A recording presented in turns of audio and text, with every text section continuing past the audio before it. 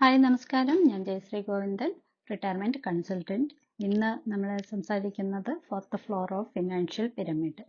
അപ്പോൾ കഴിഞ്ഞ പല വീഡിയോയിലും നമ്മൾ കണ്ടു ഒരു ഫിനാൻഷ്യൽ പിരമിഡ് എന്തിനാണ്, എങ്ങനെയാണ് അത് ബിൽഡ് ചെയ്യേണ്ടത്, അതിൻ്റെ ഓരോ ഫ്ലോറും എന്തായിരിക്കണം എന്നുള്ളത് നമ്മൾ മനസ്സിലാക്കിക്കൊണ്ടിരിക്കുകയാണ്. ഇന്ന് അതിൻ്റെ ഫോർത്ത് ഫ്ലോർ അല്ലെങ്കിൽ ലാസ്റ്റ് ഫ്ലോർ എങ്ങനെയായിരിക്കണം എന്നുള്ളതാണ്.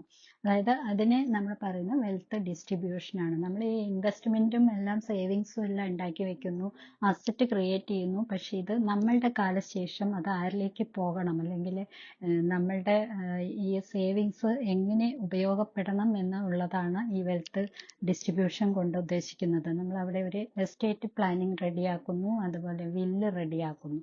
കാരണം നമ്മളുടെ കാലശേഷം ഈ ഒരു അസറ്റ് നമ്മുടെ അടുത്ത ജനറേഷന് കൈമാറുക എന്നുള്ളതാണ് ഈ വില്ലിലൂടെ അതുപോലെ എസ്റ്റേറ്റ് പ്ലാനിങ്ങിലൂടെയൊക്കെ നമ്മൾ മനസ്സിലാക്കേണ്ടത്, അതുപോലെ ചെയ്തു വയ്ക്കേണ്ട കാര്യങ്ങളാണ്. ഡോക്യുമെന്റേഷൻ എല്ലാം കറക്റ്റായിട്ട് ചെയ്തു വയ്ക്കുക. അപ്പോൾ നമ്മളുടെ പുതിയ ജനറേഷൻ അത് ഏറ്റെടുക്കാനും അവർക്ക് അതുകൊണ്ട് ബെനിഫിറ്റ് ഉണ്ടാകാനായിട്ട് ഇടവരുത്തും. നമ്മളുടെ ഒരു ഗിഫ്റ്റ് എന്ന രീതിയിലും ഒക്കെ നമുക്കത് ചെയ്യാം. അത് നമ്മളുടെ ഏറ്റവും അടുത്ത റിലേറ്റീവ്സ് ആയിരിക്കാം, നമ്മുടെ കുടുംബത്തിലുള്ള നമ്മുടെ കുട്ടികൾക്കായിരിക്കാം, നമ്മുടെ ലൈഫ് പാർട്ട്ണറിനായിരിക്കും.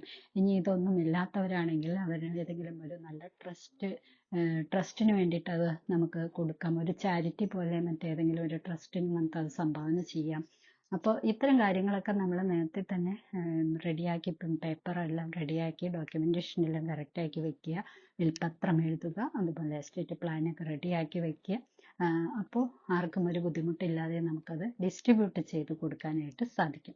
അതാണ് നമ്മൾ ഈ ഫ്ലോറിൽ നമ്മൾ ചെയ്തു വെക്കേണ്ട കാര്യമെന്ന് പറയുന്നത്. അപ്പോൾ അങ്ങനെ നമ്മളുടെ ഫിനാൻഷ്യൽ പിരമിഡ് പൂർത്തിയായിരിക്കുകയാണ്.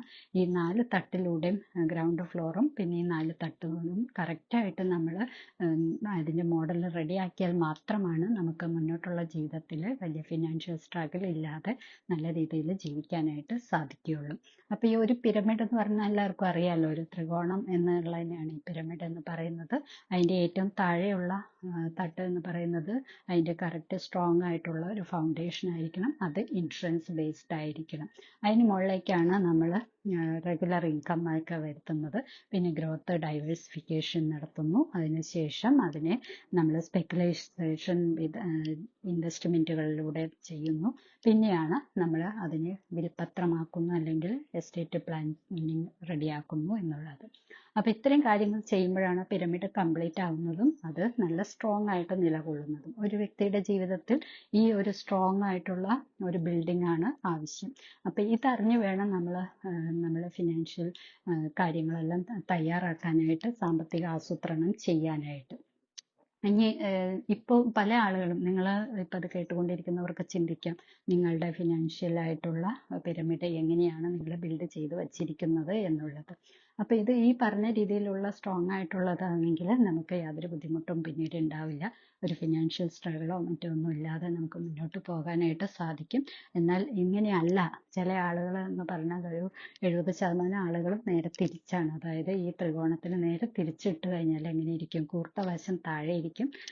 മറ്റേ അങ്ങനെ വന്നു കഴിയുമ്പോൾ എന്ത് പറ്റും എന്ന് വെച്ചാൽ അവരാദ്യം ചെയ്യുന്നത് വിൽപത്രമൊക്കെ തയ്യാറാക്കി, ഉള്ളതൊക്കെ വെച്ചിട്ട് എല്ലാവർക്കും വിൽപത്രം തയ്യാറാക്കി വയ്ക്കുകയൊക്കെ ആയിരിക്കും. അതിനുശേഷം അവർ റിയൽ എസ്റ്റേറ്റോ അങ്ങനെയുള്ള കാര്യങ്ങളിലേക്കൊക്കെ ഇൻവെസ്റ്റ് ചെയ്യും. പിന്നെ അവർ മറ്റ് ഷെയർസ്, ബോൺസ് അങ്ങനെയുള്ള ഗ്രോത്ത് ആൻഡ് ഡൈവേഴ്സിഫിക്കേഷനിൽ ചെയ്യും. പിന്നെ അവിടെ നിന്ന് അവർ റെഗുലർ ഇൻകം അല്ലെങ്കിൽ റെഗുലർ സേവിങ്സ്, FD, RD അല്ലെങ്കിൽ PPF, പോസ്റ്റ് ഓഫീസ് RD ഒക്കെ അങ്ങനെയൊക്കെ ഉള്ളതൊക്കെ ചെയ്തു വയ്ക്കും.